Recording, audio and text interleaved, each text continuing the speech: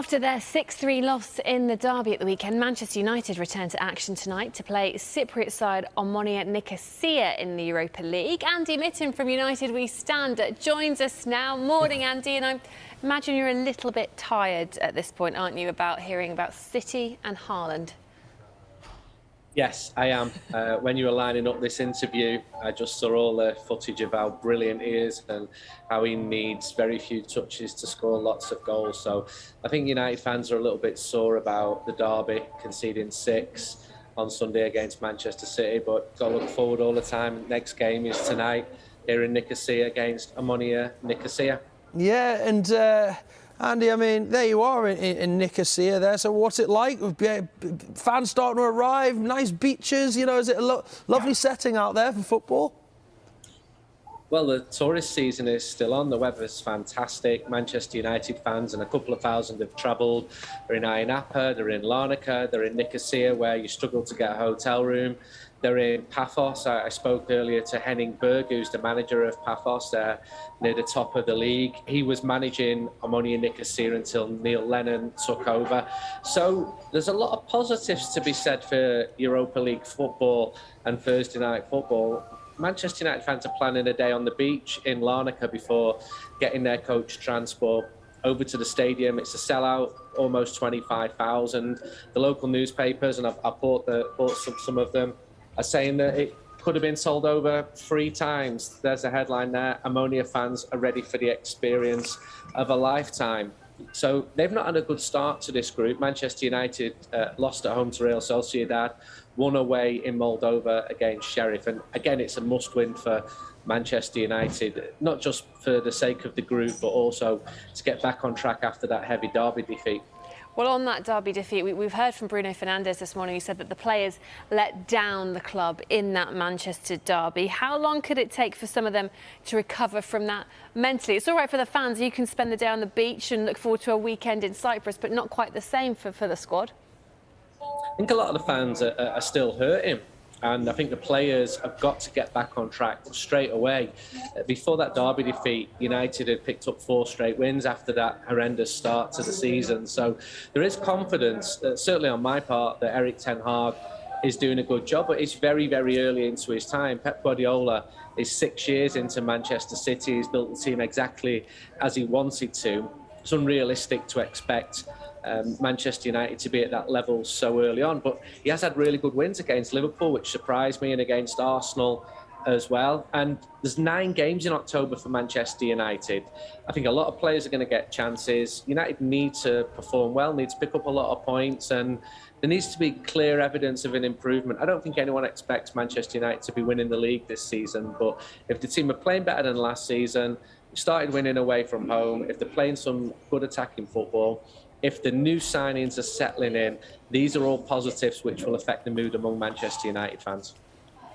Andy, he played no part in the Manchester derby, and I'm sorry I asked about Cristiano Ronaldo, because I do sometimes feel for Manchester United fans that he's often the person that everyone's talking about, despite what happens. But what do you make of the whole situation at the moment? I mean, big chance for him to... He loves playing in Europe, doesn't he? I mean, big chance for him to come in tonight and make a big impression.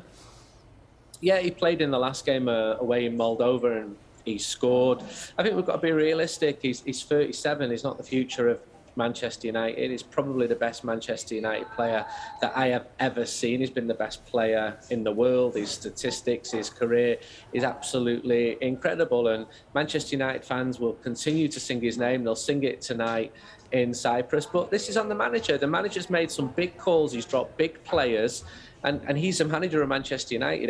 We can all have our opinions as to whether Cristiano should be starting or not. But Erik ten Hag is the man who's got to get Manchester United back to winning feet. And he didn't do a full pre-season, so that set him back. Obviously, there were lots of links with him leaving United in the summer. I still think he can have an important part to play this season. I just don't know what that is. I don't know whether he's coming off the bench and having an impact from there. I don't know whether that means him starting matches. Injuries will all come into play. But because there's so many games, everybody, including Cristiano, will get a chance. It seems weird, though, saying he'll get a chance, and I'm talking as if he's a squad player or a reserve player. It's Cristiano Ronaldo. but then he's 37 years old, and Erik ten Hag has got to get Manchester United winning again, and everything else is secondary to that. He is still a talking point. His future is still a talking point. Do you think he'll make a move in January, or will he be in Manchester for the whole season?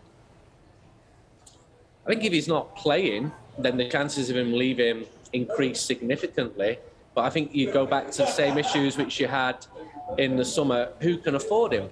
He's got a huge contract at Manchester United, and he justified that last season with the goals that he scored. But this season, he's not featuring. He may start to feature more. He may start to play a lot more, but it wouldn't stun me if an offer came in for him. But equally, he earns that much money. I can't see where the offer's going to come from. Yeah, it's a good point. Well, leaving Ronaldo out of it then, who else do you want to see come in and improve, make an impression, sort of show a reaction to the Derby defeat on Sunday, or even potentially sort of try and force their way into the thinking of Erik ten Hag? It's unfortunate for Harry Maguire, not that he's flavour of the month, that he's not able to play, that he wasn't training ahead of this game, because games would have been good for him ahead of the World Cup. I think you've got players like Anthony Elanga, who started and lost his place when Anthony came in. I think you've got players who are still settling in. So if you look at the team Erik ten Hag played in Moldova, it was a very strong team. It may be less strong against Omonia, but he's got to keep 24 players happy. And he will be pleased that there's 9 games in this month. And if there's one game where fringe players are going to get a chance, then it will be here against a team managed by Neil Lennon. They've not had a good start to this group. I've been speaking to some Omonia fans. They felt that home defeat to Sheriff was a real blow for them in this group.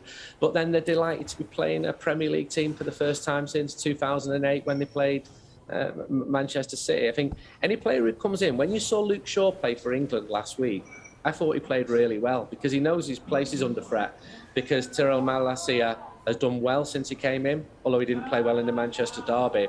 And if Erik ten Hag is creating that really competitive sense among the Manchester United players, that when they get a chance, they come in and take it, absolutely take it, no ifs or buts, then that can be a good thing for the team as well. That's what Ten Hag wants to do. He knows this season's going to be one like no other, with the World Cup.